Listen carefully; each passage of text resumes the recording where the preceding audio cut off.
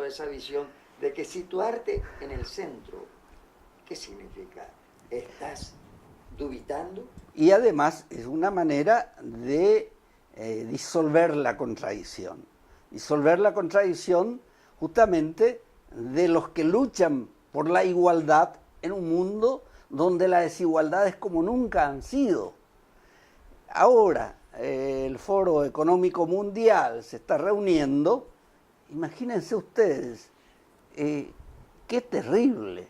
Tenemos algo así como que el 898% concentra la mitad de la torta de la economía mundial. Y el resto de 7.000, casi 8.000 millones de habitantes, de eso está repartido el resto de la torta de la economía mundial. No puede haber una cosa más asimétrica. En fin, entonces yo creo que tiene que haber un pensamiento, surge el pensamiento como por ejemplo de Bauman, para señalarnos que estamos en una sociedad líquida donde nos hundimos cada vez más hacia la pobreza sin salida y lo único que tenemos es indignaciones. Pero falta un rol ideológico revolucionario porque la socialdemocracia, el socialismo tomaron la bandera de la reforma y con la reforma a largo plazo todos se volvieron capitalistas. El caso típico es Hollande, en Francia, ¿verdad? Con un, no sé, seudónimo o rótulo socialista. Pero esto que nos plantea Juan Andrés, Víctor, que nos exige reflexionar a fondo. Uno puede decir que nosotros estamos en un tiempo de deslinde y de enjuiciamiento global. Y además porque hay una inteligencia mercenaria en el mundo, totalmente comprado por los grandes intereses. De tal manera que el pensamiento está comprado y la orientación no sabemos hacia dónde vamos. Víctor, en esta perspectiva está surgiendo una palabra interesante en el mundo de hoy, Francisco. Y Francisco tiene elementos claves en su visión del mundo. Primero, la realidad es superior a la idea. Este es un dato importante, porque hay otro dicho que dice la única verdad es la realidad. La verdad es superior a la idea. Segunda cuestión, hay que aprender a asociar igualdad, justicia social, libertad, para construir la democracia. Entonces, si hoy en día en Estados Unidos la gente dice somos el 99%, y la disparidad, la distancia entre el más pobre y el más rico se agranda. En Estados Unidos en 1970 la distancia era 1 a 30, hoy es de 1 a 80. Entonces, ¿qué pasa en el mundo? ¿Y qué papel debe jugar el movimiento sindical frente a este tiempo de deslinde, a este tiempo de enjuiciamiento y a esta exigencia de ponderar de una nueva manera la realidad para avanzar hacia la igualdad, la justicia social, la libertad y construir la democracia? Voy a empezar con el tema de los indignados, sobre el cual habló Juan Andrés. A mí me parecen positivas esas reacciones, solamente que me parecen muy aisladas. Y Foucault nos decía que el poder se ejerce en red. El poder se ejerce en red porque de lo contrario solos no vamos a hacer los cambios. Por eso es que muchos de esos movimientos de indignados en Europa terminaron, hablando bien en paraguayo, en el opareí. Porque se dedicaron, y a eso yo quisiera que, en ese error, yo no quisiera que caigan los indignados paraguayos, o las indignadas paraguayas. El tema de que, bueno, aquí nosotros solos, sin banderas, los partidos no, los sindicatos no, etc. Toda la gente que está indignada debería tener derecho a venir con las banderas que quieran, pero bajo un eslogan. Porque el tema es cambiar, y solos no vamos a poder cambiar ni el país y mucho menos el mundo.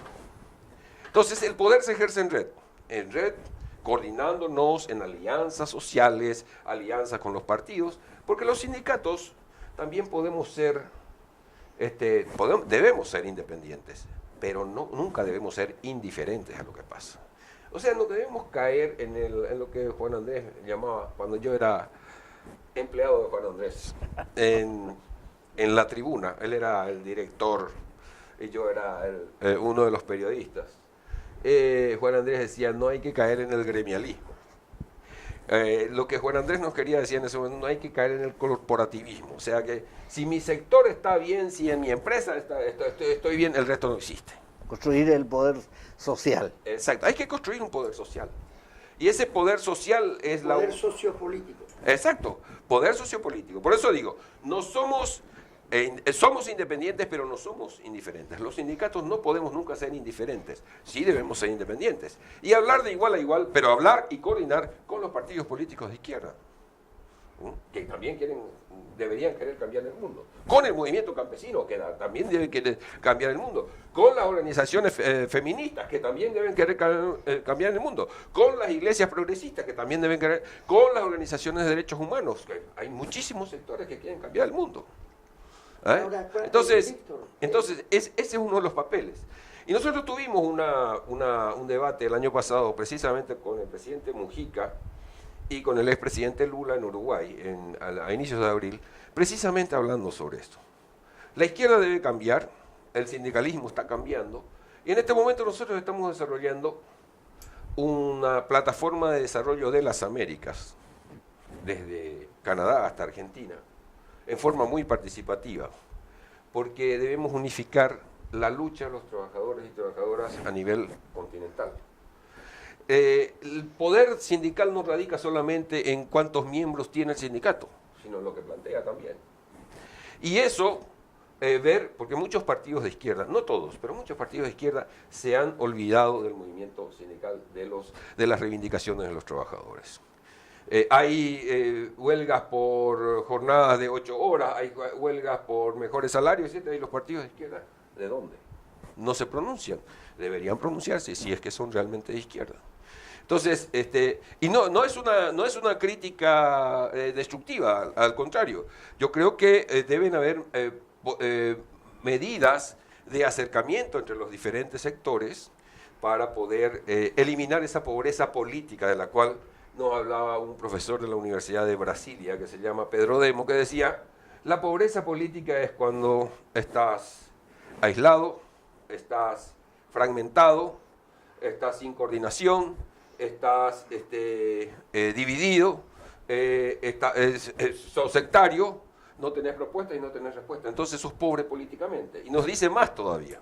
Si sos pobre políticamente, no existís, porque estás fragmentado, estás aislado, sos débil, no tenés propuesta, no tenés respuesta, entonces no sos cifra política. Y a la hora de repartir la torta económica y social, te toca lo que ellos quieren, lo que quieren los que tienen el poder, si ellos quieren. O si no, no te toca nada. O a lo mejor te quitan de lo poco que tenés. Entonces, la pobreza, según él, la pobreza política es causa de la pobreza económica y social, la fragmentación. Y eso es lo que debemos superar precisamente. Víctor, mencionaste a Michel Foucault. Sí. Él efectivamente habla de operar en redes. Pero más allá de las redes, hay una cultura fundamental, especialmente para los sectores populares y para la clase trabajadora, la cultura orgánica. Porque podemos operar en redes sin una base orgánica fundamental. Y entonces se dan los procesos con las características del mundo de hoy. Se hace la protesta de indignados en redes, pero termina ahí. Si no tiene un sustrato de cultura orgánica, no se avanza. Entonces no es suficiente operar en redes.